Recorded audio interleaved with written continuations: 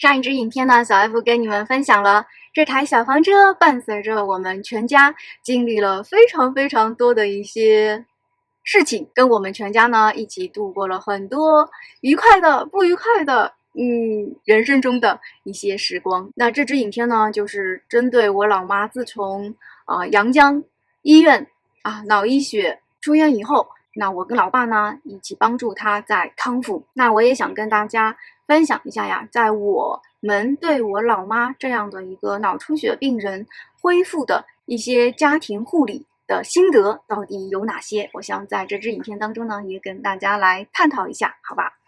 现在呢，我已经离开伏龙江了。你们在这支影片当中看到呀，我开着这辆小房车来到了广州的北端，就是花都的这个伏龙江。好啦，100多米我们就到了哟。左边小栈道，看到吧？夕阳西下了。到了呀，这个湖还是蛮大的。对，哎，是这个地方。哎，到了，人家吃好饭了，大概是吧？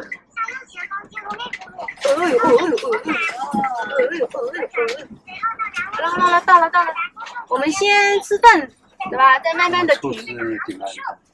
西顶了旁边的，西顶登记再讲。行了的。从这个酒店这边出来，就是这样一个大湖，还蛮漂亮的呀。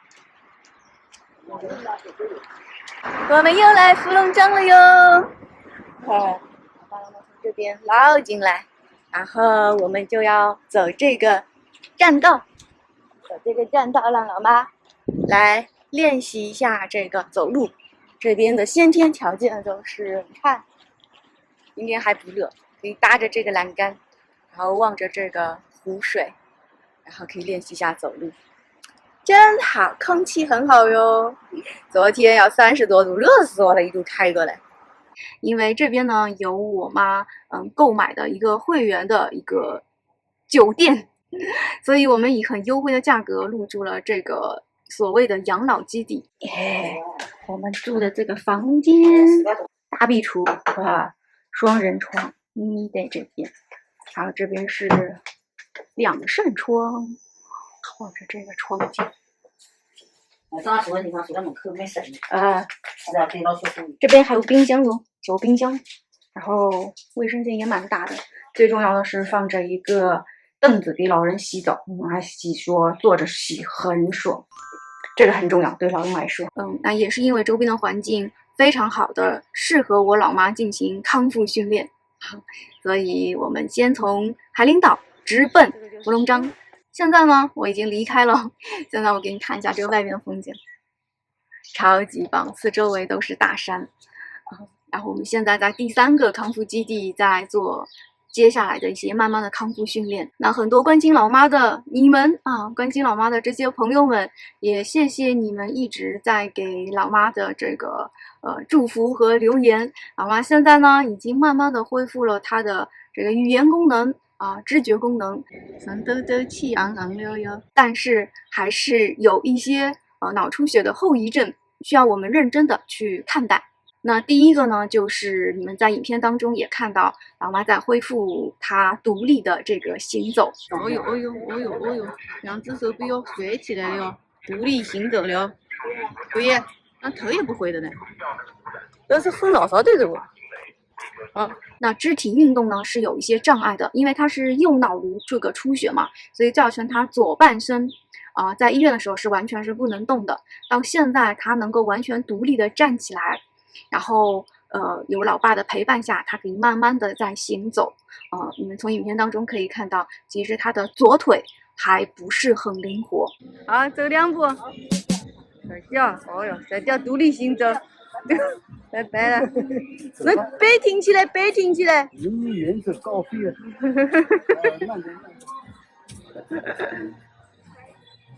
包括左手拿东西，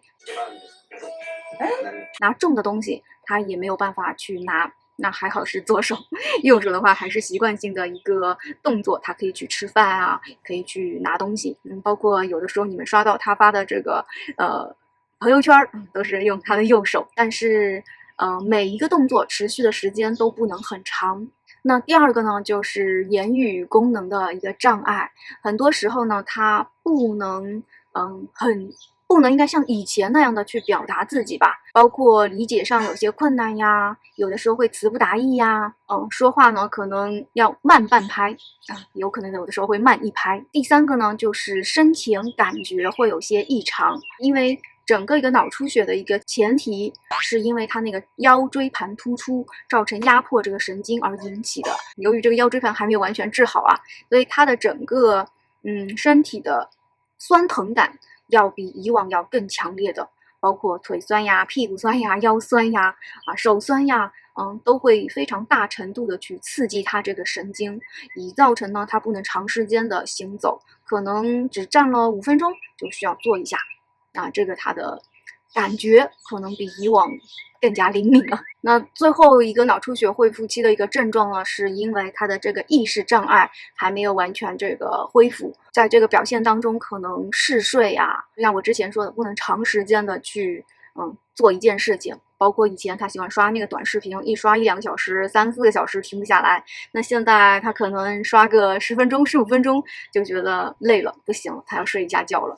所以这个也是我在老妈的这个康复期所观察到的。针对老妈现在脑出血后从医院回来，我们在帮助她恢复的这个过程当中呢，其实我也在网上查了很多呀。因为脑出血最大的一个原因就是因为高血压、高血脂造成的。那现在老妈高血压的情况呢，就基本上是完全没有问题了。但是这个高血脂有的时候它还引起胃酸，都是因为它比我更喜欢吃肉类这个食物有关。饮食上它基本上以前都是偏荤的。最早鸡才是鸡屁股，鸡屁股啊，不在鸡，有的有。你看，鸡爪70%-80%都是喜欢吃猪肉呀、牛肉呀、羊肉呀，以肉为主。所以现在呢，尽量要让他饮食清淡一点，多吃素菜。那我们这个基地里面呢，这个酒店里面呢，也提供老人的1日3餐。来打分，豆腐，来蔬菜，吃胖了回去啊。谢谢。送到老妈房间里去。金莲子、苦瓜、肉肉、冬瓜、番茄汤，我爸走在前面。哇塞，一只手酸的。重死我了！哎呦，2C，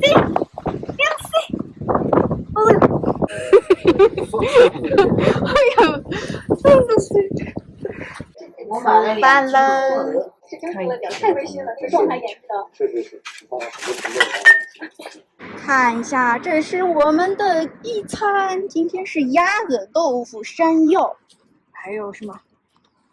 干豆腐。在这儿吃饭喽！噔噔噔噔噔噔噔！哦呦呵！喵喵喵喵喵喵喵！停在我们小车车旁边吃饭了哟。今天有虾、花菜、黄芽菜，还有蒸蛋。都给这点。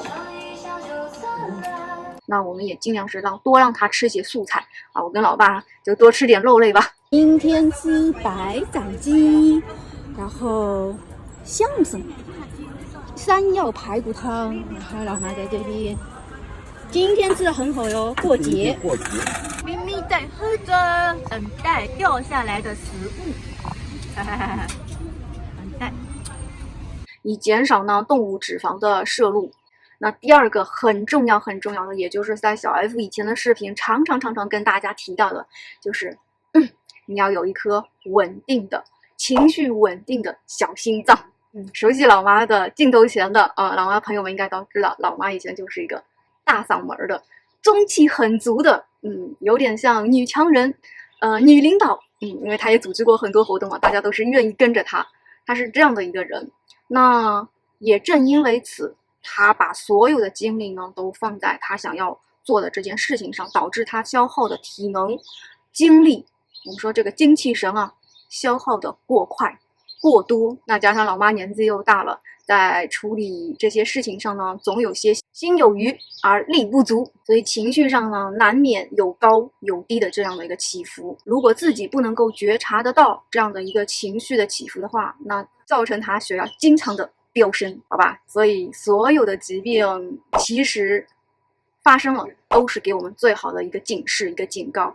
因为之前他已经提醒你很多次了，你都没有 not pay attention， 对不对？没有引起注意，所以呢，老天爷送给你一个大礼物，来自彻底的让你的觉醒也好，观念上的改变也好，知道自己平时的生活习惯、饮食习惯，彻彻底底的要来个大颠覆的一个转变。现在呢，我们基本上都是让老妈保持一个情绪上的稳定，因为她也没有什么事情啊，我和老爸包了所有的事情，他只需要享受吃吃喝喝睡觉，所以他现在觉得是有点无聊，因为从一个大忙人的状态到一个没有什么事情可做的这样一个状态但是情绪很稳定，很稳定，所以我觉得这也是我们对于脑出血以后、中风病人以后出院以后，在家庭当中康复中，我们需要注意的这个第2点。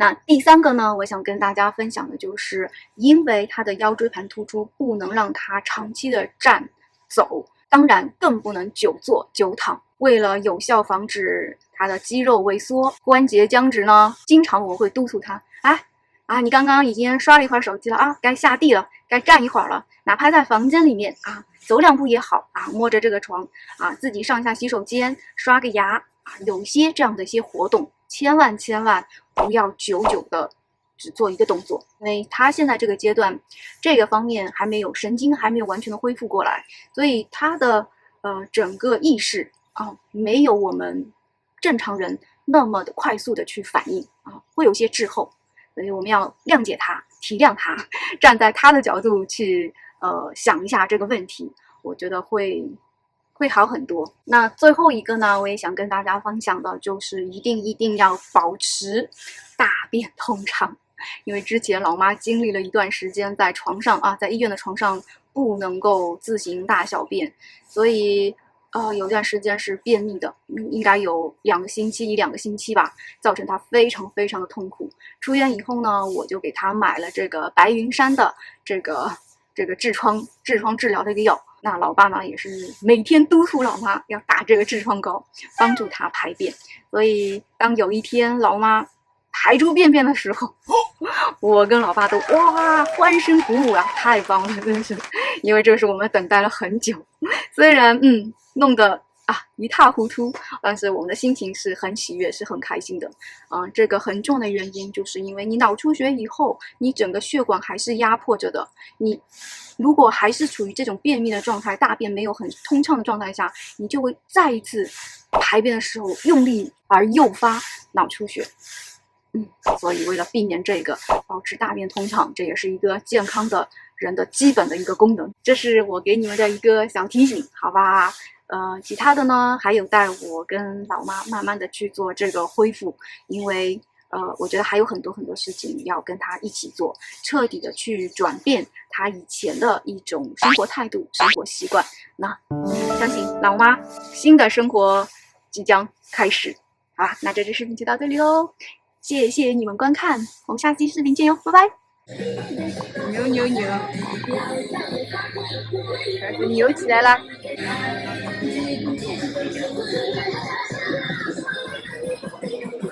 抖。